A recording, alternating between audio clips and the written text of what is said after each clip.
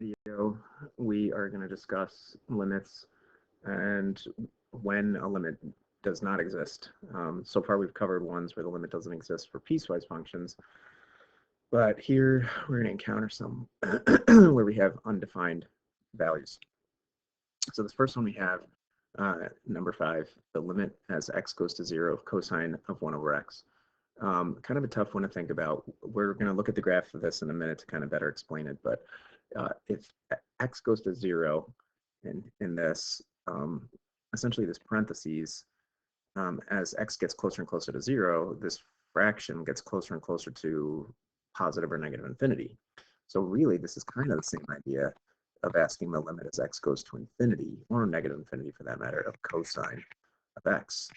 Now, again, kind of a hard one to visualize, but if we think about the cosine wave,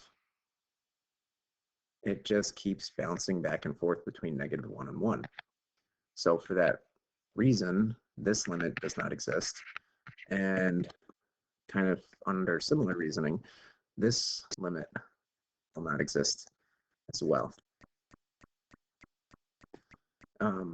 Probably shouldn't put an equal because something can't equal something that does not exist, but the limit does not exist in general. So if we take a look at the cosine of 1 over x, essentially as that gets closer and closer to 0, that graph will oscillate indefinitely. So I'm going to go ahead and take advantage of Desmos here. So cosine of 1 over x looks like that. And you can see that as we zoom in towards the center, that just oscillates indefinitely. And no matter how much I zoom, it's still just going on. You have no idea what's going on in the center of that graph. So for that reason, that limit as x goes to 0 does not exist. Number 6 here, if we do direct substitution, we get 1 over 0 squared, which is still 0. So previous ones we had, if we had indeterminate form of 0 over 0, we could simplify. But if we have a number over 0, a non-zero over 0, this is also going to result in a does not exist case. This graph 1 over x squared looks like this.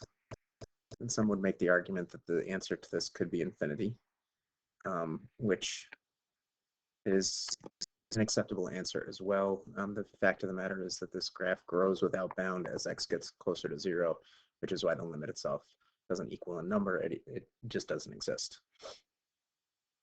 For the next one, kind of the same reasoning here. If I plug in by direct substitution 0, we get -1 over 0, which is going to be a non-existent case. Very similar looking graph. In this case, we can't make the argument that the answer is going to be infinity because of the fact that the two-sided limit goes in opposite directions. All right, this graph is going to look like this on this side and this on this side. So this definitely does not exist because from both sides, it's not approaching the same thing. The limit as x goes to 0 of sine x over x. Again, I'm going to take advantage of Desmos here. This is just going to be one that we memorize and take advantage of, though. If I type in sine x over x and I zoom back out, you can see that as x goes to 0, the function approaches 1. If I actually click on it, you'll see that it'll say it's undefined at 0. See, very close to 0.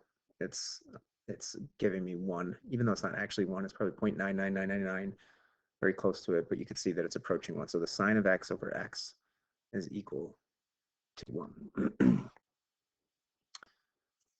All right, I'm going to stop there for this video and go to more complicated examples in another video.